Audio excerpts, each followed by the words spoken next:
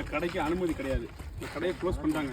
நாங்கள் கூட சரக்கு நான் வீடியோ எங்கே இருக்குது இப்போ கடைக்குள்ளே சைடிஸ் இருக்குங்க. கடைக்குள்ளே வாங்க ப்ரெஸ்ஸு கலெக்டரே இங்கே வராங்க. இந்த இடத்துல சைடிஸ் வீடியோ இருக்குது. இதுக்கு என்ன பதில் சொல்ல போகிறீங்க? இந்த சம்பவம் நடக்குது இந்த காட்டுக்குள்ளே காட்டுக்குள்ளே விற்பனை கொண்டு சரக்கு உங்களுக்கு கடை தான் உங்களுக்கு வாங்க லைசன்ஸ் கொடுத்துக்கலாண்ணே. உங்கள் கடை உங்களுக்கு லைசன்ஸ் கொடுத்துருக்காங்க. வாங்க சைடு சார் தம்பி உள்ள வாங்கண்ணே. ப்ரெஸ் வீடியோ இருக்குண்ணே. சரக்கு வீடியோ இருக்குது. காலிலேருந்து உங்களை வந்து ஐஎஸ் எல்லா பக்கம் வாட்ச் பண்ணிட்டு இருக்காங்க. இந்த ப்ரெஸ் வந்துட்டாங்க. வாங்க மட்டும் வாங்க உள்ளே வாங்க. இன்னும் வேண்டாம் யார் சைடு வச்சுட்டீங்களா? உங்கள் வீட்டு பொண்ணுங்க நல்லா விடுவீங்களா? அப்பாவுக்கு 3 வருஷம் ரேஷன் பாவாடை அப்போ இந்த புடிகள காரணம் காட்டுங்க. சைடிஸ் அடுப்பு ஊறுகாய் பானை எல்லாம் வந்துருக்கீங்க.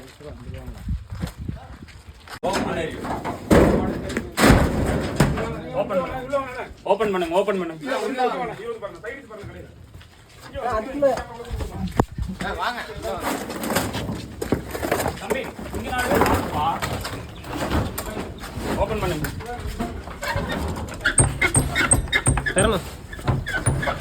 உடனே உள்ள பாருங்க. என்ன இருக்குமா அது? பழைய வீடுடா. ஆமா. ஃப்ரெஷ்ஷா இருக்குது.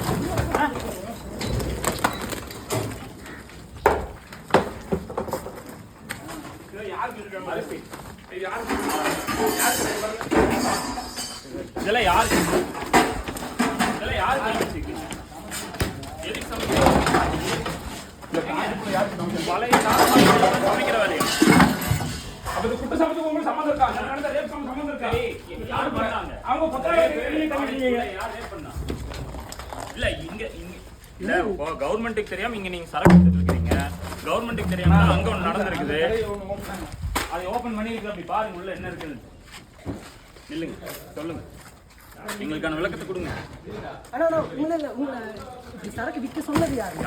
அதை மட்டும் சொல்லுங்க போதும். நாங்க வேற எதுவும் கேட்கல. எனக்கு தெரியும் நீங்க வந்து மறுபடியும் இன்னைக்கு காலையில நீங்க சரக்கு வித்தீங்கன்னா என்ன அர்த்தம்? இன்னைக்கு காலைல வாங்கின ஆதாரம் எங்கிட்ட இருக்குது. வீடியோ காமிக்கிட்டா வாங்கினவங்க வந்து சொல்றாங்க இங்க சரக்கு வித்துக்கு இருக்காங்க அப்படின்னு. ஒரு சம்பவம் நடந்திருக்கு கோயம்புத்தூரே மொத்தம் ஆதரிக்கு இருக்குது. நீங்க என்னன்னா அசால்ட்டா சரக்கு வித்துக்கு இருக்கிறீங்க. ஏன்னா தர்ணி யார் விற்க சொன்னாங்க? இன்னைக்கு காலையில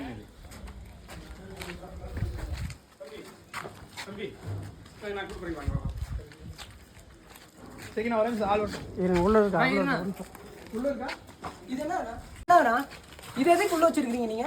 தண்ணி டம்ளர் இருக்குது. பாட்டில் இருக்குது. தண்ணி டம்ளர் எவ்வளவு இருக்கு பாருங்க. இங்க விக்க சொல்லி பர்மிஷன் கொடுத்தது யாரு? சரக்கு அங்க வச்சு எடுத்து கொடுத்தாங்க. பை வாங்க அங்க வாங்க. இது வாங்க. உங்க வீட்டுக்கு போறோம்.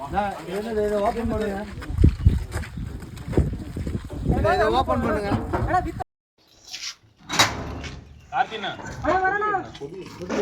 இங்க பாருங்க. உள்ள வந்து பாருங்க. உள்ள வந்து பாருங்க. இங்க பாருங்க. போடு பாருங்க. என்னையா வேலை பண்ணிட்டு இருக்கற? நான் காட்டுக்குள்ள சரக்கு அடி போடல. ஒரு போட்டு நில்லுங்க. உங்களுக்கு தெரியாம வந்ததா இதெல்லாம்? உங்களுக்கு தெரியாம இதெல்லாம் வந்ததா? போடா. எடுங்க. நடு காட்டுல புள்ள ரேப் இருக்கு. அப்பவும் சைடு சுத்தி வச்சிருக்கீங்க. கூட அக்கா தங்கி இருக்கீங்களா? நீங்க விடிய சரக்கு ரூபாய் எவ்வளவு ஒரு தாயல் குடிகார தாலி பண்ணி போயிட்டாங்க. அடிச்சு ஓடுற தம்பி. இதெல்லாம் எப்படி சமைச்சு சாப்பிடுறக்கா இதெல்லாம்? நடு காட்டுக்குள்ள சரக்கு சைடிஸ் கொடிக்கிற போறது. இது எப்படி இந்த ஜனநாயகம் புரியல. நீங்க விக்கிறீங்க சரி. விக்க சொன்னது யாரு? இந்த பகுதி கவுன்சிலர் தெரியாதா? இப்படி காவல்துறைக்கு தெரியாதா? காவல்துறை அதிகமா ஒரு பாட்டில் அனுமதிக்கு இங்க கட்டாயம் இருக்கணும். காவல்துறைக்கு போன் அடினாரு. போன் பண்றாங்க வந்துட்டு இருக்காங்க. படி அடி. ஒரு பாட்டாடு உயிர் சாட்சிக்கு இருக்கட்டும் இந்த இடத்துல. எங்க பாருங்க. இந்த வார்டு கவுன்சிலர் தெரியாம எப்படி இப்படி சரக்கு விக்க முடியும்? ஒரு பொண்ணு ரேப் பண்ணி அன்னைக்காட்டு மனசாட்சியோட அடைச்சு போயிருக்கீங்க. வேணா சைடு சுத்தி விட்டுருக்கீங்க. வேணா கூட பார்த்து அக்கறைஞ்சு விட்டு போயிருப்பீங்களா நீங்க? இதுக்கு யாருன்னா காரணம்? நீங்க வீடியோ சரக்கு போட்டுருக்கீங்க.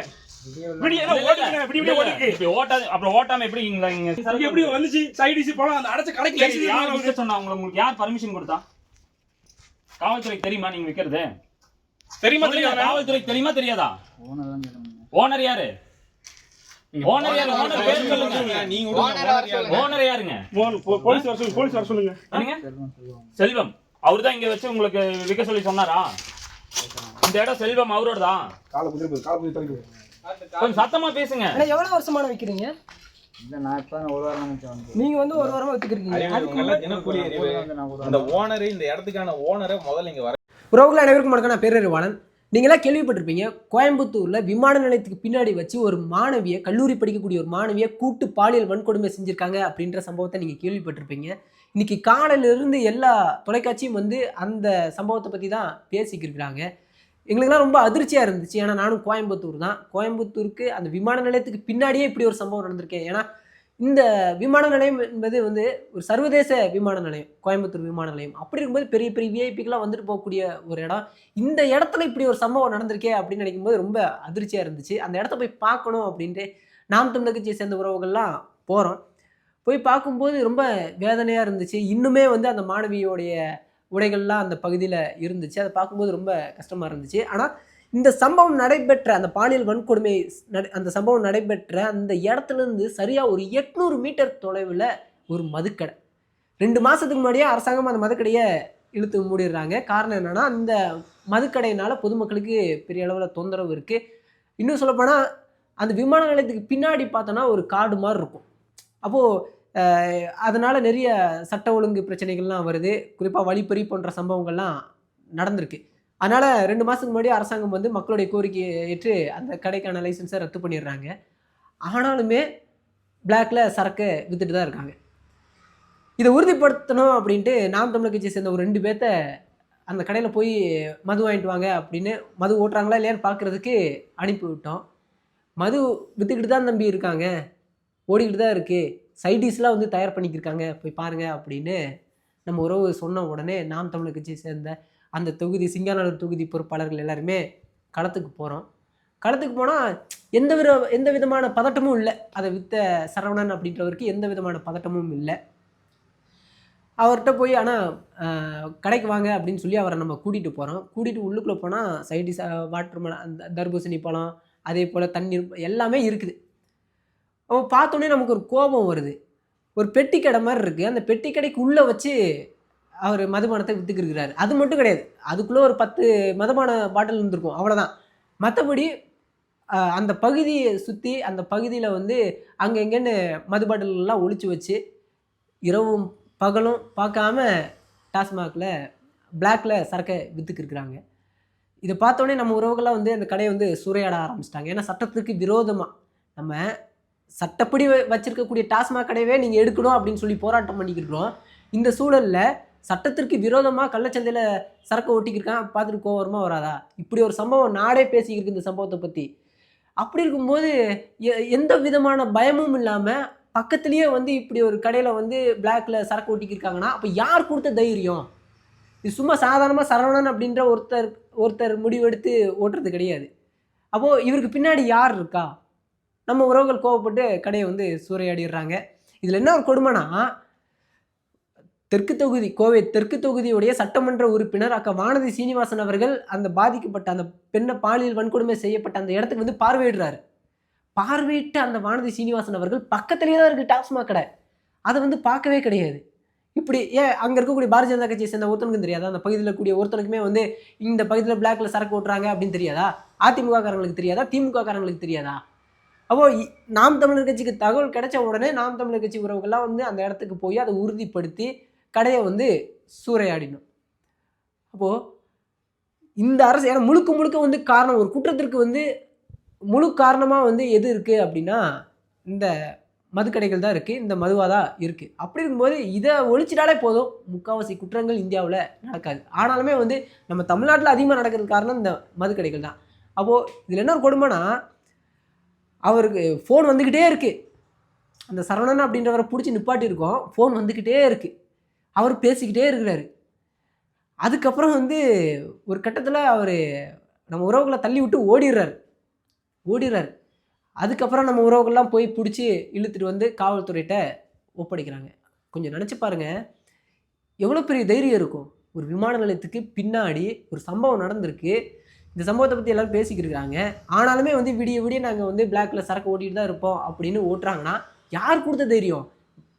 அந்த பகுதியுடைய கவுன்சிலர் அவருடைய அனுமதி இல்லாமல் ஓட்டுவாரா? அவருக்கு தெரியாமல் இப்படி பிளாக்ல சரக்கை ஓட்டுவாங்களா? அந்த பகுதி முழுவதுங்க சரக்கு வந்து அந்த பூட்டப்பட்ட அந்த மதுக்கடையில் வந்து தான் வாங்குவாங்க அப்படின்னு சொல்கிறாங்க. அந்த பகுதியில் கூடியவங்களாம் வந்து இரவு நேரங்களில் அந்த கடையில் தான் வந்து வாங்குவாங்களாமா. பூட்டி இருக்கக்கூடிய கடையில் வந்து வாங்குவாங்களாமா. ஏன்னா பிளாக்ல ஓடிக்கிட்டு தான் இருக்குது. பேருக்கு வெளியில் பூட்டியிருப்பாங்க, மற்றபடி உள்ளுக்குள்ளெல்லாம் சரக்கு பாட்டிலெலாம் இருக்குது. சைடிஷ்லாம் வந்து தயார் பண்ணி வச்சுருக்காங்க. அப்போது எப்படி இருக்குன்னு நினச்சி பாருங்கள். அந்த பகுதியுடைய வார்டு கவுன்சிலருக்கு தெரியாமல், அந்த பகுதியுடைய காவல்துறையினருக்கு தெரியாமல் இப்படி சம்பவங்கள்லாம் நடக்குமா? நம்ம சொல்கிறோம், காவல்துறையினர் வர்றாங்க, நம்ம சொல்கிறோம், ஏங்க 4 பாட்டில் தான் இவன் காட்டியிருக்கான், இன்னும் வந்து நிறைய பாட்டில் இருக்குங்க, தேடி கண்டுபிடிச்சி இவன் மீது நடவடிக்கை எடுங்க, இதுக்கு காரணமாக இருக்கக்கூடியவங்க மீது நடவடிக்கை எடுங்க அப்படின்னு சொன்னால், காவல்துறையினர் வந்து 4 பாட்டில் உடச்சிட்டிங்களே போதும் அப்படின்ட்டு அவரை கூட்டிகிட்டு போகிறாங்க. கொஞ்சம் நினச்சி பாருங்கள்.